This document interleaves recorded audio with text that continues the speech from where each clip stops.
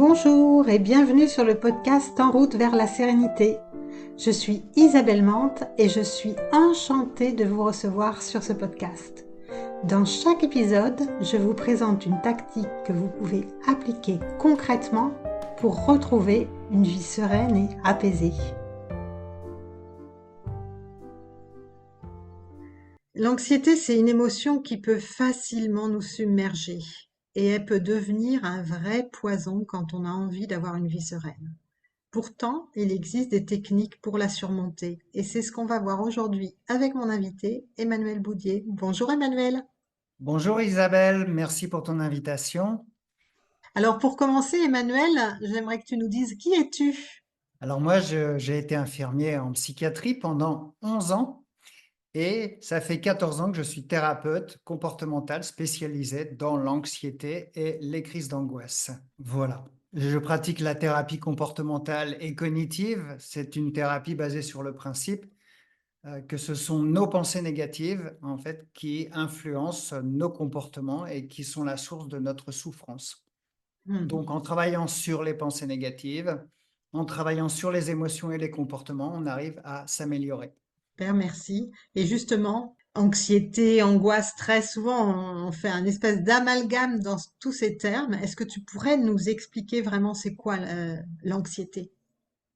Tout à fait. Donc, il y a effectivement des symptômes similaires à l'anxiété, au stress et à l'angoisse. L'anxiété, en fait, ça peut arriver parfois sans raison. Ça arrive sans raison. On ne sait pas pourquoi on se lève le matin, on est anxieux, ou en pleine journée. C'est aussi souvent une anticipation de quelque chose qui pourrait mal se passer. C'est-à-dire, on écoute les informations, on entend parler de la guerre en Ukraine et on se dit peut-être qu'il va y avoir une troisième guerre mondiale. On a eu une mauvaise réflexion de son patron qui était un petit peu bougon ou irritable ce jour-là et on se dit peut-être qu'on va être licencié et qu'on va perdre sa maison et ainsi de suite, avec une élaboration de scénarios catastrophes. Ouais, d'où les pensées dont tu parlais, c'est-à-dire l'importance des pensées qu'on va cultiver à ce moment-là. Tout à fait, on va cultiver des pensées très très négatives. Je vais être licencié, ou le monde va être horrible s'il y a la Hmm. guerre, Ouais. ou si j'ai un virus, eh bien, je vais être gravement malade. Voilà, on a cette tendance à exagérer. Exagérer, en fait, un fait qui, parfois, est important, ou parfois qui est assez bénin. La plupart du temps, assez bénin même. Et après, on va avoir des ruminations mentales. Les ruminations mentales, c'est ces pensées qui tournent en boucle sans rien résoudre. On va essayer on va s'imaginer en fait avoir une conversation avec son chef qui veut nous virer. On va s'imaginer lui répondre, mais non, me virez pas parce que ceci, parce que cela. On élabore un scénario complètement catastrophe avec des ruminations qui ne servent à rien en fait. Voilà. Ouais, c'est ça, qui sont pas du tout productifs d'une solution en fait, hein, c'est vraiment ça. Tout à fait. Non, ça produit absolument pas de solution parce que dans les faits, il n'y a pas de problème encore. Ouais, c'est ça. Et puis ces pensées, de toute façon, tournent en boucle. C'est les mêmes pensées, en fait. Ça tourne en rond sans apporter une solution. S'il y avait une solution à apporter. Oui, oui, c'est ça, parce que comme il n'y a pas vraiment de problème, hein, et que c'est plutôt un problème qui est imaginé, bah, ouais, on peut s'imaginer que ça va être vrai et éventuellement prévenir, hein, je pense notamment pour le travail. Moi, je dis souvent aux gens qu'ils peuvent bah, déjà faire leur CV, par exemple, s'ils s'imaginent que ça va être vrai, quoi. Ça peut être déjà une première piste, mais bon. Oui, ça va être rassurant de faire un CV parce que pour travailler avec une personne très anxieuse, on ne va pas changer complètement, en fait, la personne. Elle va garder son côté anxieux. Mais on va lui dire que son côté anxieux est utile, puisque si elle pense qu'elle va être licenciée, autant qu'elle fasse son CV. Et si d'aventure un jour elle est licenciée ou elle a envie de changer, elle aura déjà le CV à jour. J'insiste vraiment sur aussi le côté positif de l'anxiété. Ah, c'est intéressant parce que les personnes qui sont sujettes à ce trouble ont vraiment l'impression qu'il y a que du négatif, hein. Comme dans les émotions d'ailleurs, on s'imagine que les émotions de peur ou de colère sont que négatives, mais elles ont aussi du positif. On peut aussi en tirer du positif. Et dans l'anxiété, c'est pareil, c'est intéressant.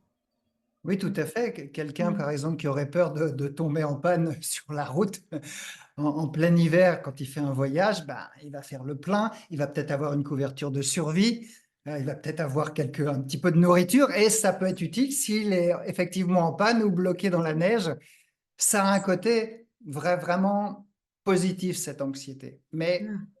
si ça l'empêche d'aller en fait faire ce voyage parce qu'il est persuadé qu'il va avoir un accident ou qu'il va avoir une panne, là, ça devient handicapant. Ouais, là, il est temps de faire quelque chose. Et du coup, quelles sont les techniques que tu utilises, toi, pour accompagner tes clients? Alors, il y a d'abord la partie, moi, c'est toujours en 4 étapes à peu près. C'est d'abord la partie diagnostic. On essaie en fait de voir le déroulement cognitif, émotionnel et comportemental de l'anxiété. Si on va reprendre par exemple la peur d'être licencié, j'ai eu une mauvaise remarque de la part de mon patron, ça c'est la situation. Après, il va y avoir des pensées qu'on dit indésirables ou négatives, mais je les appelle de moins en moins négatives en fait, c'est plus des pensées automatiques, on va dire. Pensée automatique, je vais peut-être être licencié, ou je vais avoir un blâme, ou ils vont me rétrograder, ou il va me faire la tête pendant tout le temps, ou il va me mettre au placard. On va avoir des tas de pensées négatives qui vont arriver. Ensuite, il va y avoir des émotions. Ben, irritabilité, peut-être tachycardie. Qu'est-ce qu'il pourrait y avoir comme émotion?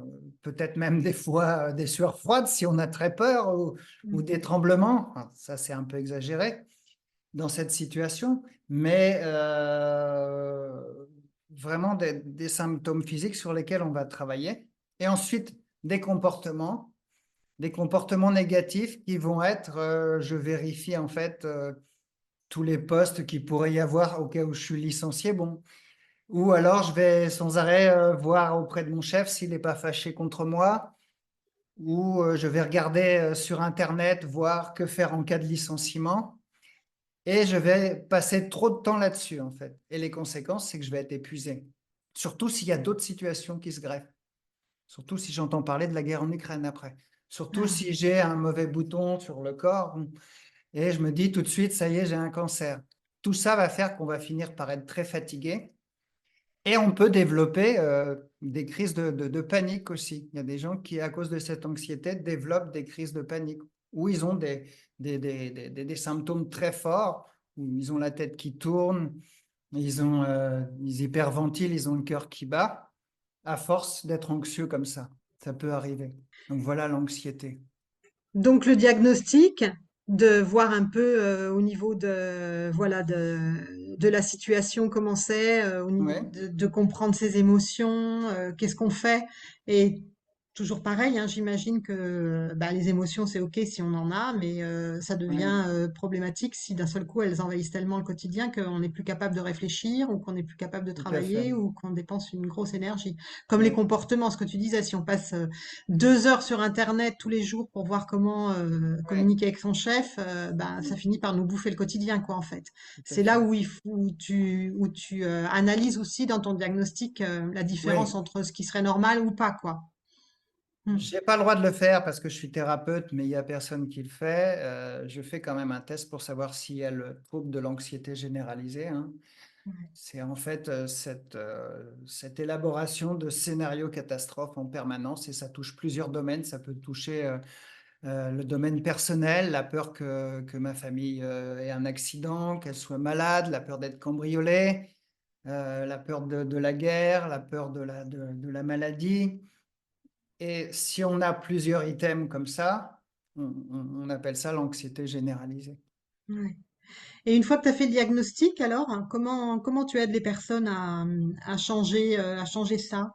Eh bien, on va travailler sur les pensées justement indésirables, automatiques, négatives, en Hmm. changeant en fait leurs croyances. Il y a des Ouais. croyances qui sont ancrées, alors. Ouais. Tout à fait, il y a des croyances erronées, hein. Ces Hmm. croyances nous viennent soit de notre éducation, de, du milieu dans lequel on vit, de la famille, du système de pensée familial aussi. On travaille d'abord sur les pensées apparentes. Ouais. Les pensées alternatives, alors c'est pas le monde de oui-oui, hein, c'est oui, je peux être viré effectivement et en même temps. Et en même temps, qu'est-ce qui prouve que tu vas être viré? Est-ce que Ouais. la pensée, elle est avérée? Elle est possible et en même temps non, puisqu'il m'a déjà fait des réflexions et de toute façon, il a un caractère assez irritable. D'ailleurs, ce serait moi qu'il faudrait que je change de patron, ça serait bien, Ouais. effectivement. Et puis, on vire pas quelqu'un pour ça. Et donc, on met des pensées vraiment plus réalistes. Tu changes pas la pensée en quelque chose qui serait pas vrai, hein, de dire que, bah non, c'est impossible qu'il me vire. Mais tu vas amener la personne à reformuler en fait d'une manière plus réaliste que ce qu'elle fait. Tout à fait. Mm. Après, il y a des techniques ludiques. Oui. Moi, j'appelle la voix des pensées négatives Martine. Alors, je parle à Martine, hein. Martine, Mm. tu baratines, par exemple. Tu es en train de me dire que je vais être viré, mais rendors-toi. C'est pas vrai. Alors, on n'est pas dans le fait de contrer la pensée. On n'est pas dans la Mm. violence. On est juste un petit peu, on dompte, en fait, la Mm. pensée. Sachant que la pensée est toujours plus forte que nous. Elle est comme un tigre. Pour dompter un tigre, on lui a peut-être donné une fois un coup de fouet. Il a eu mal. Et maintenant, pour le dompter, on fait claquer le fouet. Donc, Ouais. il a le souvenir de cette douleur. Mm. Mais si on lui donne trop de coups de fouet, il va nous bouffer tout cru. Il est plus fort que nous. La pensée, c'est pareil, elle est plus forte que nous. On apprend à la dompter. On ne la heurte pas de front, mais on peut la ridiculiser, faire de l'humour. Donc, Martine, laisse-moi tranquille. Tu es encore en train de me dire que je vais me faire virer. On peut chanter sa pensée négative aussi. Je vais me faire virer. Ou en rap, je vais me faire virer. Du coup, on ridiculise la pensée, en fait, vraiment. Ouais. La deuxième technique, c'est le scénario catastrophe qui marche très très bien avec les personnes qui souffrent d'anxiété et du trouble de l'anxiété généralisée. C'est le pire du pire. Et si tu te fais virer, c'est quoi le pire? Ben, si je me fais virer, ben, ma femme va me quitter ou mon mari va me quitter. Je vais perdre ma maison. Ok. Et la personne s'aperçoit que vraiment son scénario catastrophe est un peu extrême. En Mm. même temps, on fait ressurgir les peurs, les pensées un peu inconscientes. Donc, c'est une exposition à la peur aussi, à la Mm. peur d'être viré. Et en travaillant sur cette exposition à la peur, ben, la personne, elle a moins peur, justement, d'être virée. Elle a moins peur et puis elle met après un scénario plus réaliste aussi. Donc, on cherche vraiment les pensées enfouies et on met un scénario plus réaliste. Ah ouais, c'est intéressant cette exposition à la peur. Mm, Moi, je dis souvent que la peur, on la transcende en passant à l'action, hein, même la technique de la petite exposition à ce qui nous fait tout peur, à fait. Mm, dont on a mm. déjà parlé ensemble. Et j'avais jamais cette idée d'avoir peur plus souvent pour avoir moins peur. C'est vachement Ouais. intéressant. De sortir la peur. Mais attention, toujours faire un scénario plus réaliste après, pas rester Oui. sur cette peur. On reprogramme en fait le cerveau. Et Ah ensuite, ouais, d'aller au bout du scénario du pire, du pire, du pire. ouais, Ok. tout à fait. Ouais.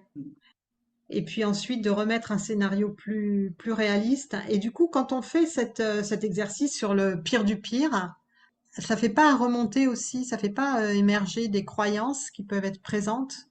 Ça fait, si effectivement, toutes Mm. les croyances reviennent à la surface, hein. C'est Ouais. comme le Titanic, hein. C'est ces croyances-là qui nous touchent en premier. Il y a les pensées, je vais être viré, mais le scénario catastrophe, c'est tout ce qui va arriver. Je vais me retrouver à la rue, SDF, et puis je serai hospitalisé en psychiatrie, c'est souvent où je vais mourir, en fait. Mm. Et la croyance peut être la peur de la mort aussi, ou la peur d'être SDF aussi. Ça peut être une forte peur, une forte Mm. croyance sur laquelle on en profite pour travailler aussi. Donc ça peut être intéressant aussi. C'est vraiment les pensées plus profondes en fait. Une fois que tu as fait émerger ces croyances, donc ben, évidemment, tu passes un temps avec la personne pour les déconstruire, j'imagine. C'est elle qui les déconstruit, ouais, ouais, ouais. Ouais. Alors je l'aide à, à peaufiner le système, mais c'est elle qui va les déconstruire. Elle va mettre des pensées alternatives. Elle va Ouais. mettre un scénario alternatif. Donc, elle aura des exercices par écrit à faire. Ah ouais, donc on bosse. Ouais, on bosse et pourquoi par écrit et même avec le crayon et le papier? Parce que au niveau des neurosciences, hein, ils le disent, ça fonctionne beaucoup mieux. Si on veut apprendre un texte, il vaut mieux l'écrire. Mm. Il y a un rapport direct entre le stylo et le cerveau. Donc, les personnes bossent, ouais. Ouais, Elles bossent même sur leur diagnostic, elles bossent même sur leurs pensées. Donc, ouais. elles ont beaucoup de travail écrit à faire. Et donc après, il y a aussi, tu fais un travail parce que tu parlais des pensées là, des croyances et aussi des comportements qu'on est amené à avoir quand on a de l'anxiété. Et Alors, donc, ça impacte ensuite. J'aimerais savoir un truc. ouais. Est-ce que le fait de changer leurs pensées et leurs croyances, ça va impacter directement leur comportement, c'est-à-dire que leur comportement après va changer?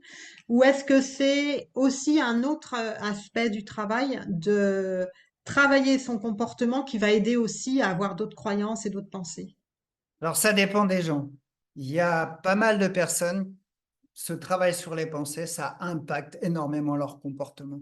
Mm. Et après, il y a parfois, on n'a plus rien à faire. C'est assez foudroyant parfois. Ouais. Oh, punaise. Mm, Ouais, on n'a plus rien à faire et voilà, donc c'est génial parce qu'on peut travailler sur autre chose après. mm, Mais bien souvent, il faut aller plus loin. On a besoin de travailler sur les émotions. Sur mm, les émotions, en fait, il y a les émotions mentales, peur, tristesse, colère. Et il y a les émotions physiques, hyperventilation, enfin, tremblement, boule à la gorge, boule au ventre, toutes ces sensations qui reviennent souvent. Et là, je leur apprends aussi à gérer, en fait, quand ils ont une anxiété, parce que je pars du principe qu'il y a la pensée qui va générer des symptômes. Cette boule dans la gorge, cette boule au ventre, ces tremblements, avoir du mal à respirer, le cœur qui bat, c'est généré par la pensée. Alors c'est vrai que si on travaille sur la pensée, parfois, ben, les gens, certaines personnes n'ont plus beaucoup de sensations. Mais malheureusement, c'est pas tout le monde. oui. On va travailler sur les sensations physiques. Comment? Quand j'ai cette peur d'être viré et je commence à être mal dans mon lit et à avoir une boule au ventre et vouloir m'en débarrasser tout de suite. Donc là, il y a un comportement. Je vais me rassurer en allant sur Internet, Mm, faussement, hein, on en reparlera. Comment je fais pour gérer ça? Il y a des techniques d'acceptation, c'est-à-dire que les gens vont aller, des techniques d'abord de respiration pour calmer mm, tout ça. Donc principalement, moi j'utilise l'hypoventilation, c'est-à-dire souffler plus que prendre de l'air, hein, vraiment. Expirer plus que inspirer. Ça marche très bien. Donc, c'est la respiration en ascenseur. Il y a d'autres techniques aussi. Là, ça peut être la cohérence cardiaque aussi qui est sympa. Toutes les respirations marchent. C'est aussi calmer le rythme respiratoire. On passe beaucoup de temps là-dessus. Les gens anxieux ont un rythme respiratoire trop rapide, c'est-à-dire qu'ils respirent trop vite. Et la mm. plupart du temps, ils hyperventilent et ils ont des symptômes de l'hyperventilation et c'est très mauvais en fait pour la santé. Il y a d'autres conséquences. Je ne sais plus exactement lesquelles, mais il y a d'autres conséquences. Ensuite, on travaille sur les émotions. J'ai une boule dans la gorge, au ventre. Qu'est-ce que j'en fais? Au lieu de vouloir la chasser, je vais regarder ce qui se passe à l'intérieur. Donc, c'est des techniques un petit peu de méditation, hein. Oui. Ouais, ouais. Ça rejoint vraiment ce qu'on fait en méditation quand on est dans l'acceptation des émotions, d'aller accueillir la sensation On va physique. accueillir. Et par exemple, moi je l'ai fait pour ma peur des hauteurs, hein, quand j'étais au Futuroscope, certains connaissent Danse avec les robots. J'étais dans la file d'attente, j'ai observé tout ce qui se passait en moi sans vouloir les fuir. Et après, je suis monté et la peur avait diminué de 50%, ce qui m'a permis en fait d'apprécier en fait, Ouais. le voyage. Oui. Donc voilà, ça c'est une technique aussi. Et malheureusement, ça ne suffit pas encore. Parfois, on va avoir besoin de travailler sur le comportement. Donc, Ouais. arrêtez d'aller vérifier sur Internet. Arrêtez de demander à son compagnon ou à sa compagne, est-ce que c'est sûr que je ne vais pas être viré? Parce qu'il m'a regardé d'un sale œil hein, quand je suis passé la dernière fois, hein. Et les gens passent des heures en fait à se rassurer, à se faire rassurer. Et trouver l'auto-réassurance. Quelqu'un, par exemple, qui serait très anxieux, par rapport aux maladies, on appelle ça l'hypochondrie, hein, qui va chez le médecin 10 fois par an, ben, on va lui dire, est-ce que tu pourrais pas y aller tous les 6 mois au lieu de 2 fois? Et il apprend en fait à se rassurer plus que la moyenne, mais il apprend à se rassurer par lui-même. Alors, bien sûr, il va avoir besoin de travailler sur les émotions parce que si Il avait l'habitude de demander à sa compagne 10 fois. Il va lui demander en fait 9 fois. Ouais, Il va super. ressentir des tensions dans son corps. Donc là, il faudrait qu'il travaille aussi sur ce qu'on a vu, la respiration, l'acceptation. Et Hmm. petit à petit, il va cesser en fait de demander de la réassurance auprès de l'entourage. Mais ça marche aussi dans les crises de panique pour les gens qui ont peur en fait d'aller dans un supermarché ou de conduire. Le système est le même. Ça soigne aussi les crises de panique, D'accord. cette démarche. Super. Et ouais, donc plusieurs aspects qui sont intéressants, hein. Moi aussi, dans mon programme, je travaille beaucoup sur les émotions, les croyances, ça rejoint les pensées, ce qu'on se raconte avec un diagnostic au début. Donc, on a vraiment cette approche très complète, tous les deux. J'aime beaucoup et c'est intéressant ce que tu dis par rapport aux émotions mentales et aux émotions physiques. Tu vois, j'avais jamais vu ça comme ça. Moi, je dis souvent que l'émotion, c'est quelque chose qui vient émerger physiquement, puis ensuite, c'est notre mental qui vient l'alimenter avec des pensées. C'est Oui. de ça dont tu parles quand tu parles des deux? Alors, selon les scientifiques, mais il y a des gros débats, hein. C'est d'abord, il y a Ouais. la pensée, effectivement, la pensée négative qui entraîne une émotion mentale qu'il est important de nommer pour savoir ce qu'on a. Par exemple, c'est de l'anxiété, c'est de la colère. Et par exemple, si on est en colère, on va ressentir, je ne sais pas, une chaleur dans les joues, une tension dans les épaules. Ça, c'est les sensations physiques, c'est les émotions physiques, en fait. Je ne sais pas si j'ai bien répondu à ta question. Oui, oui, oui, non, mais c'est intéressant parce que moi je pensais que ça commençait par le physique et pas par le mental. Parce que tu vois, par exemple, moi j'ai ressenti une fois une grande, grande émotion, une grande peur, hein, à tel point que j'ai dû m'asseoir parce que je pensais que j'allais tomber dans les pommes.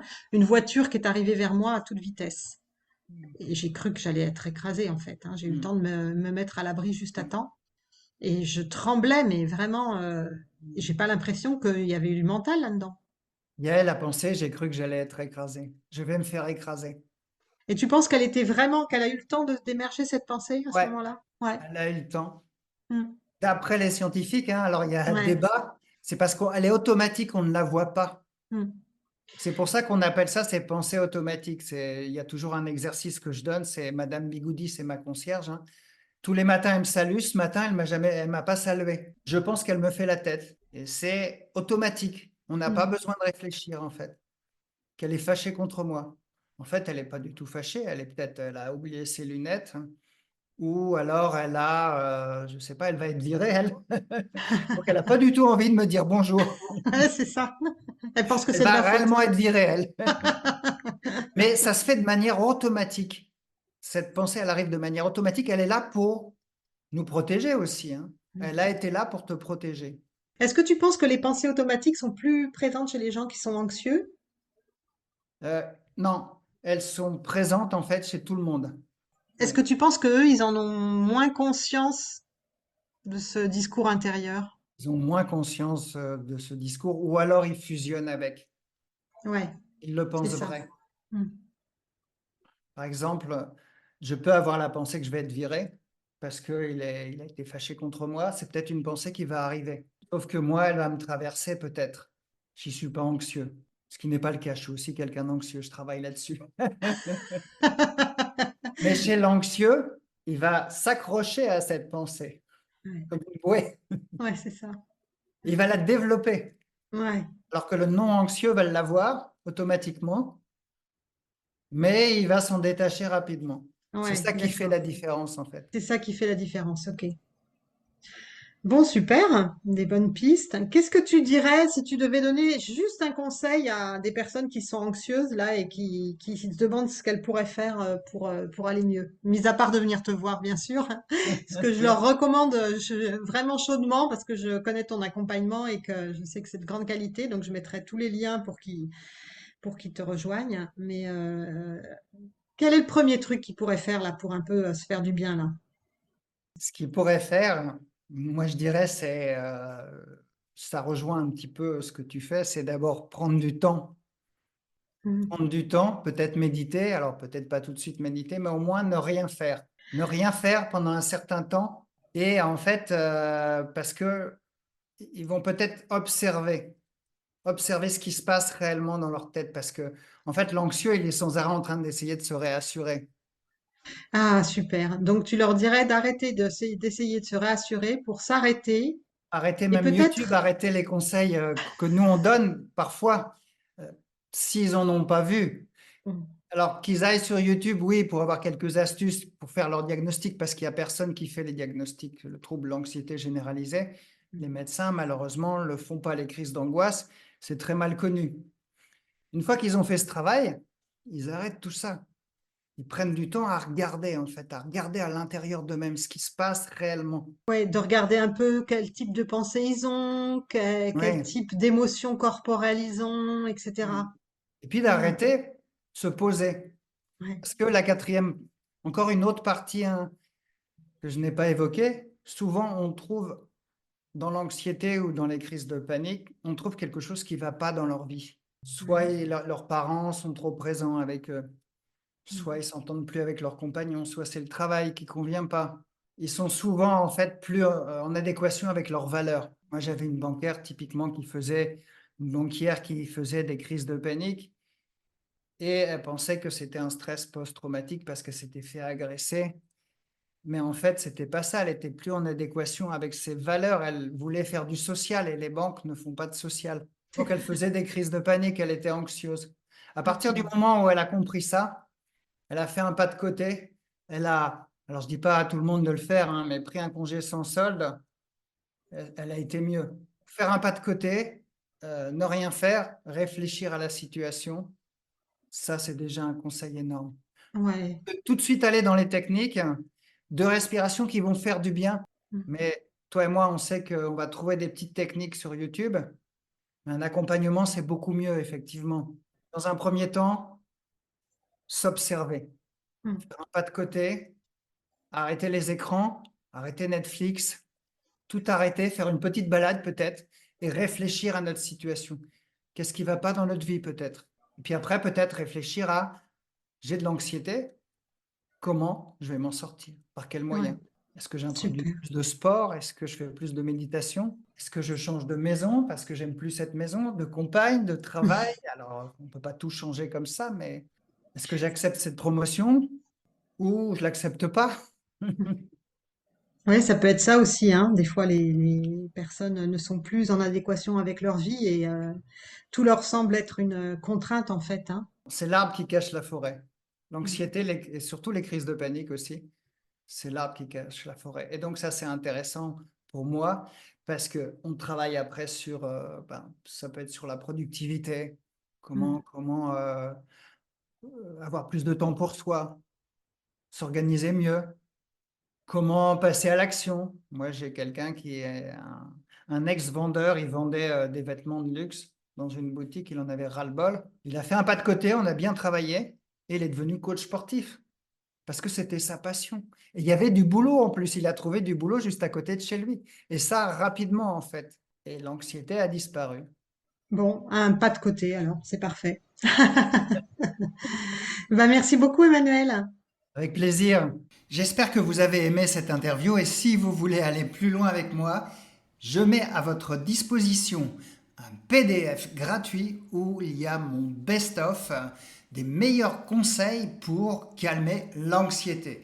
Vous pourrez toujours le télécharger sur votre smartphone et l'avoir à disposition en cas d'anxiété. Vous trouverez le lien dans la description et si vous voulez aller encore plus loin avec moi ensuite, après avoir lu ce PDF, vous pouvez toujours prendre un rendez-vous totalement offert de 45 minutes. Nous allons parler de vous, de votre anxiété et des solutions qui existent.